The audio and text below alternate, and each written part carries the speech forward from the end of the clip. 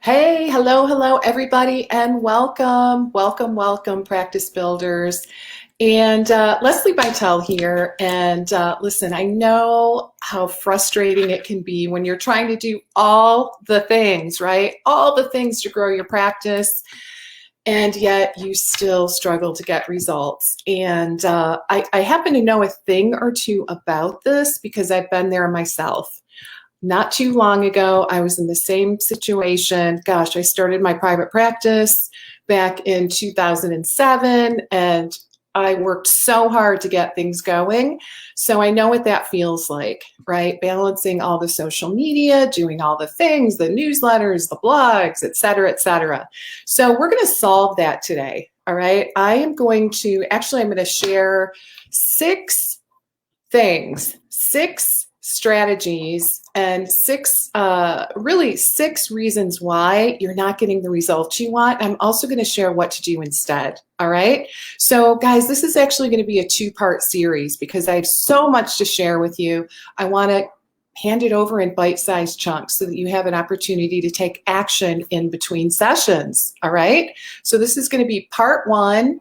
And a quick hello to everyone that's joining me. Thank you so much. Why don't you drop me a quick line and let me know that you're here. Let me know where you're from. Just give me a quick heads up. Would love to hear from you. All right, guys. So again, Lesli Bitel here. And after helping hundreds, literally hundreds of health practitioners over the last 7 years to grow successful and thriving online practices, I decided to share the 6 reasons why you're not getting enough clients and what to do that works in this, again, two-part series. And for those of you that don't know me, hello, and it's nice to meet you and welcome. I want to welcome those of you that are joining me live, as well as those of you that are going to join me on the replay. So I'm really happy to have you here with me today.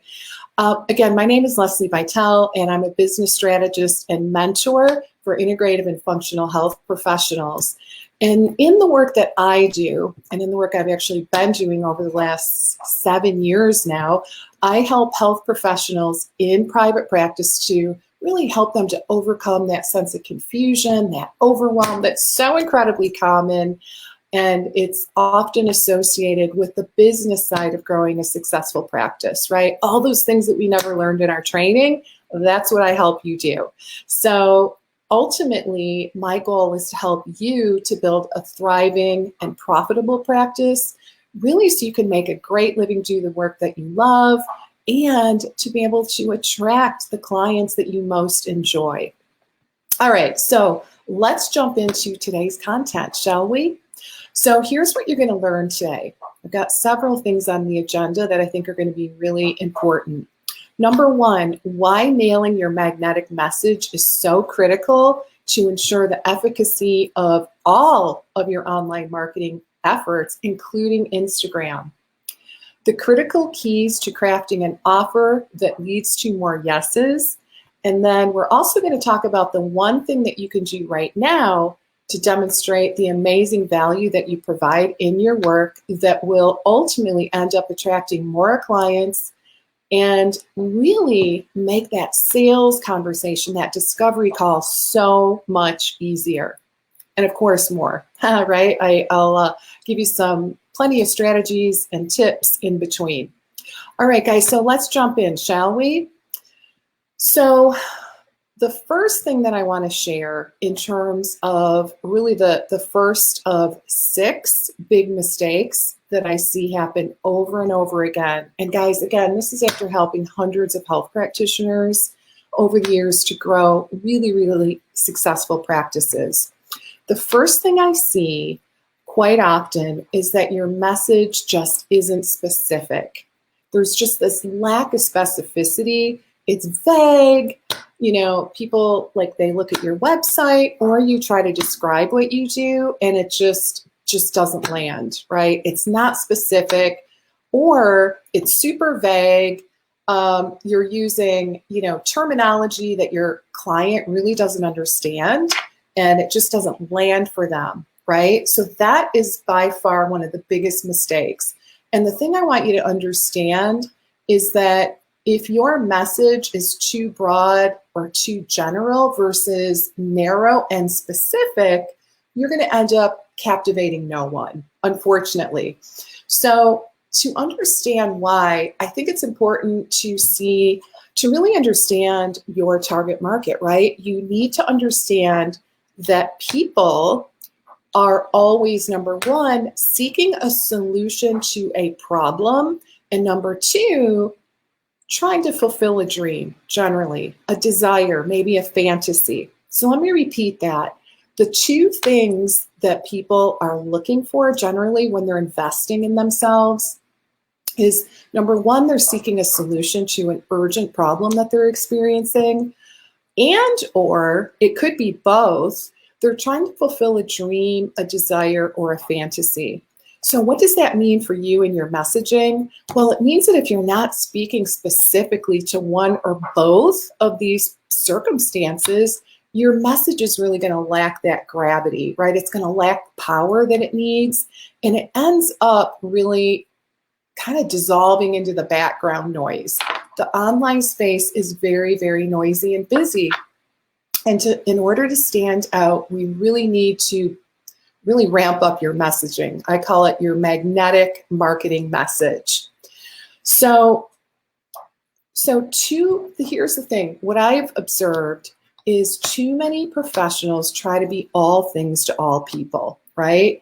And I understand why this is, and believe me when I say I struggled with this too. I really, really did when I had my private practice. Most of us are afraid that if we narrow things down, if we narrow the field, narrow the scope, it's going to decrease the number of clients that come to us. And paradoxically, I know this kind of goes against like common sense, but the opposite is really true.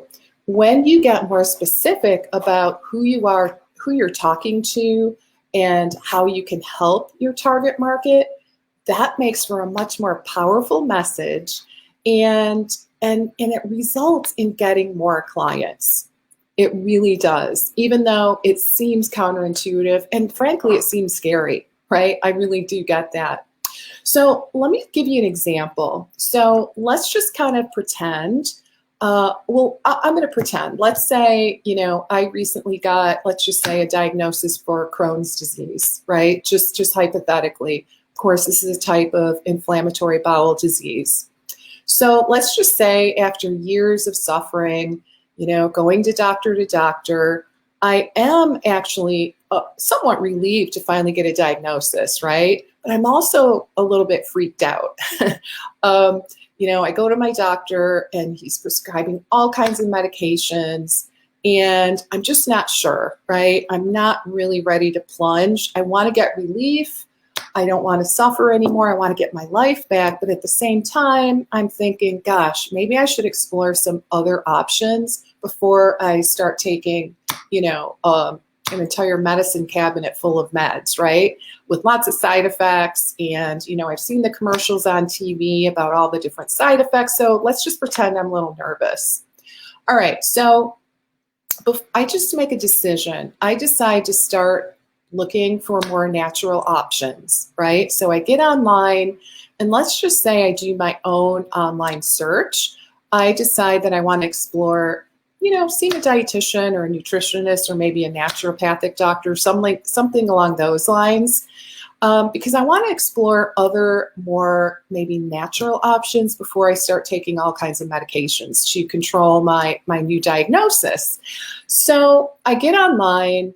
I see several practitioners listed, several that actually specialize in gut health. Maybe I see a couple that specialize in autoimmune disorders. I actually see a few practitioners in my area that are very general, right? So very, very general. They see everything from weight loss, diabetes, high cholesterol, and gut issues, all right? So then, as I'm scrolling, kind of looking at what my options are, someone catches my eye. I see someone who specializes specifically in IBD and really sees only Crohn's and colitis patients. So who do you think I'm going to pick? I think you know the answer, don't you? As scary as it sounds and as counterintuitive as it feels to us as the practitioner, I think you know who I'm going to pick. I'm going to pick the specialist, right? I'm going to pick the person that specializes in the diagnosis that I have, because I'm just going to feel most confident that that person has, a lot of experience. They see these types of cases every day, and they're going to be up on the latest options in terms of natural remedies, right? So I am definitely going to go to the specialist. I'm going to even go to the specialist before I go to someone that specializes in gut health, right? So I think that's a really important example of, just try to be thinking about how your target audience, how do they make a decision in terms of, who do they reach out to? And I really feel like in terms of creating your magnetic marketing message, the important thing is to try to be somewhat specific and narrow as much as you can, guys, right? Now, even if you're more of a generalist, like, I'm not suggesting that you just artificially pick a niche and go with it, because I really do think this unfolds and evolves. And as you get, as you think through this process, you're going to get clearer and clearer on the direction that you want to go and the direction in which you want to focus. Regardless of which specific niche you pick, or, again, if you end up going a little more broad, that's fine. The key is your message must clearly define what are the problems you solve and what are the results and transformations that you help people to achieve. And for whom, that would be nice too, just to kind of know, who it is that you prefer to work with. All right. So again, the big mistake that I see over and over is just that lack of specificity in terms of your messaging.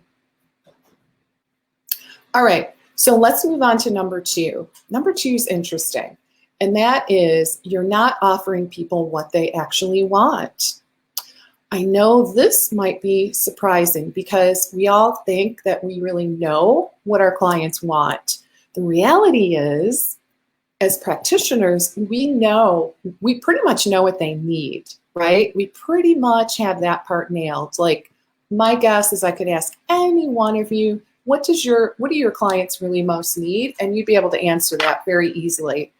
The thing is, though, people buy what they want, right? What they want, not necessarily what we think they need. So there is a real difference there.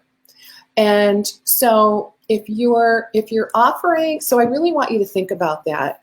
So I'm going to give you an example. All right. So just an example that I thought of. So people might tell you, I want to live a long, healthy life, right? I want to, maybe age gracefully, avoid chronic disease, et cetera, right? So you may hear that from your patients or clients. And ironically, let's just say hypothetically that you go out and you come up with this really cool program and you call it something like avoid chronic disease and live your best life in your elder years, all right? And let's just say, your target market are people in their 30s, just hypothetically, right? Just to make the example really juicy. Do you think they're going to buy? Or even, let's say, people in their 40s for that matter. Let's make it even more realistic. The reality is they're not going to buy. Why? Because people generally don't buy like long-term plans that, promise these results way far out. It's hard for them to wrap their minds around, it's hard for them to really care that much about like their elder years, for example, because it's just hard to picture. And frankly, that's not their most urgent problem. And I think that's the key. So when it comes to crafting offers that you can, be relatively assured that your target audience is going to clamor and buy, right? Something that's really going to be like, oh my God, I got to buy this, right? The key is you want to craft an offer that helps them solve an urgent problem that's happening now, right? an urgent problem that's basically happening now, not in the future. And, I know that is probably disappointing to hear.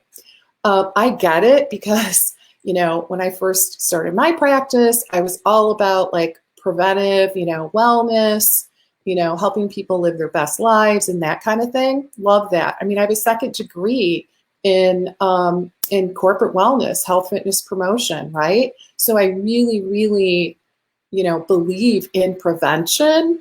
It's just so important. And we know that.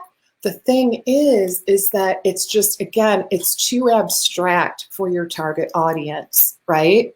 So, and I know it's unfortunate. I really do get that. But prevention, it doesn't always sell. And the reason is because we're not solving a problem that people have right now. Unless they're struggling and suffering now with, a chronic disease that's really bringing them down, chances are they're not going to invest. Now, guys, I realize that, of course, there's exceptions, always exceptions, right? I recognize that. But just for the most part, unfortunately, that's just the way it is. So what you have to do instead is tap into what do they want now, right? What is it that they want now versus, 20, 30 years from now? And that's really the key. So you want, people want to see immediate results. They want to see it now in the present. And actually they really latch on to like a concrete, tangible, I guess, promise or outcome. And like I said, they want something that solves their urgent problems. And if they're not in pain now, they're probably not going to be super motivated. It's not going to be high on their list of priorities to invest in a problem that might happen someday, right? So have you guys ever heard of this marketing, I guess like a little marketing saying? It goes like this: sell people what they want and give them what they need. Sell people what they want and give them what they need. And I think that's a really interesting way to look at it. So, basically what that means is, you attract your clients by, giving them what they think they want, right? And again, it's important to know what they think they want. And then while you're working with them, of course, you give them what they need to be successful over the long haul, right? You over deliver, you help them. That's your opportunity to share everything in your toolbox to really help them to be successful. So I actually have an example, and it kind of ties the number 1 and 2 together. As I mentioned in number 1, people do like specificity. And certainly when it comes to naming a program, it's very, very important.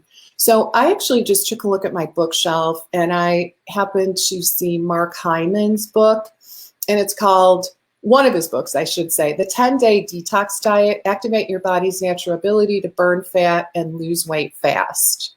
So interesting, right? So what's really fascinating is like he gives a period of time, 10 days, and his promise is to activate your body's natural ability to burn more fat and lose weight fast. So what people want in his audience clearly is to burn fat and lose weight fast, right? So it's so that's a really interesting example, and I grabbed it right off my bookshelf. So bottom line here is you want to give them so much. Once you start working with people, you want to attract them by really talking about the things that they want, not from our clinical eye, but from their perspective. What are the things that they most desire? What are those most urgent problems that they wish to solve? And you want to give them what they want and what they need in order to be successful. All right, so let's move on to the third one. So number 3, in terms of the 6 mistakes that I commonly see when it comes to marketing and attracting clients. So number 3 is you haven't demonstrated enough value, right? So here's the deal on value. the exchange of money really is, it's just an exchange of value, right? And really, it's so fascinating. That value is truly in the eye of the beholder. And I talk a lot about this in one of my courses, Consultations That Convert. You know, the psychology of selling, the psychology of what makes people motivated to buy. But suffice it to say, if your prospect, you know, the person with whom you're having a discovery call, if they tell you that your prices are too high, I would say in general, this means you haven't demonstrated the value of what you do. Most likely they're foggy on the value. You know, you might have focused perhaps a little bit too much on, you know, some of the features of your program. And that's a very common mistake as well. Instead of focusing on the problems you solve and the results that the program can help people to achieve. All right. So there's a real difference there. So what's really important is that you always remember that your prospect, that person, you know, that potential client that you're talking with, they are consistently and constantly asking themselves throughout this encounter with you, what is in it for me? What is in it for me? Is it worth the price? Right? Is it worth it? Is it going to solve my most urgent problems? Or am I going to feel really like bad? Am I going to have buyer's remorse after I do this? So they're constantly evaluating that during your conversation. So in order to help you to overcome these challenges and really to successfully address and you know, kind of level out that fear that they may be experiencing, you really must be able to communicate specifically what results your prospective client can expect, and how your program, your service, your product, whatever it is, how is that going to impact their lives? How are their lives going to change as a result of investing? That is the ticket. And you guys know that the stuff that you do really is priceless. Like if someone really could, you know, successfully accomplish what you teach people to do, honestly, it's priceless, right?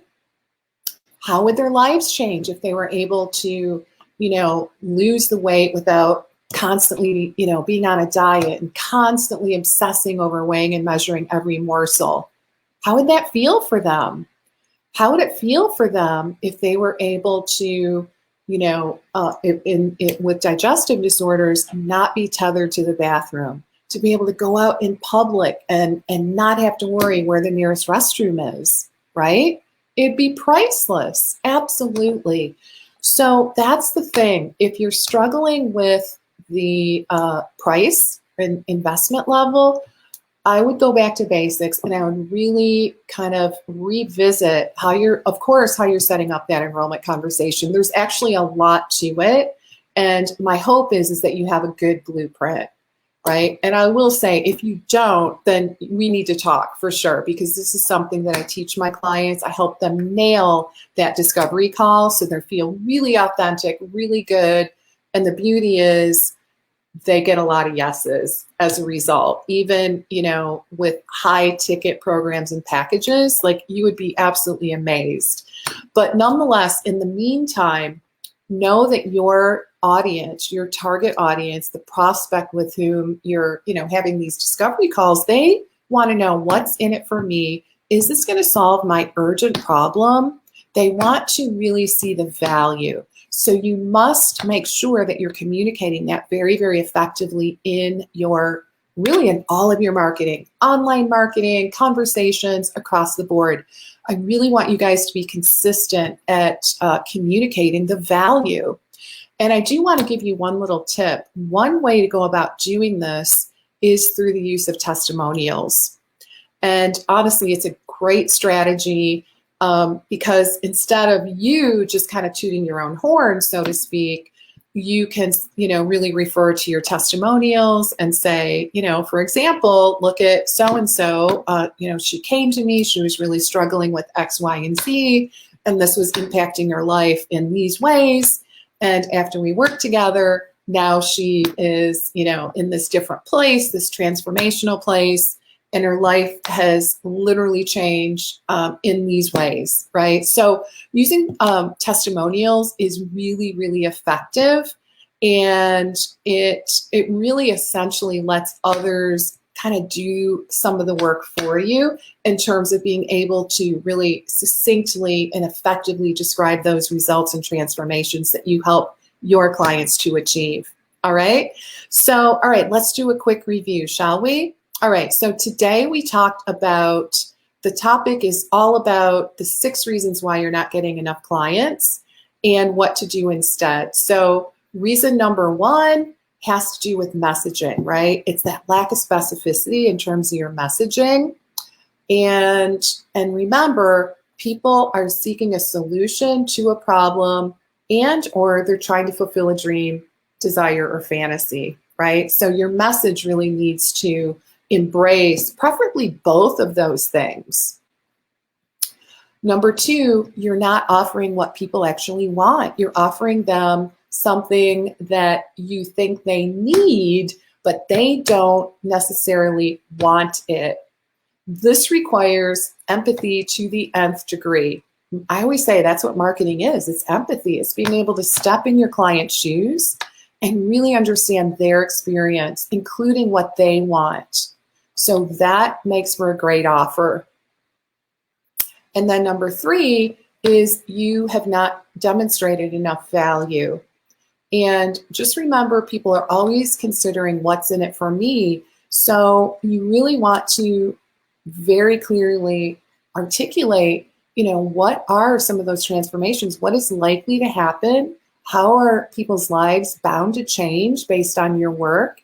And again, a great way to do this is through testimonials. All right, guys, I hope this was helpful, and I look forward to seeing you next time. Bye for now.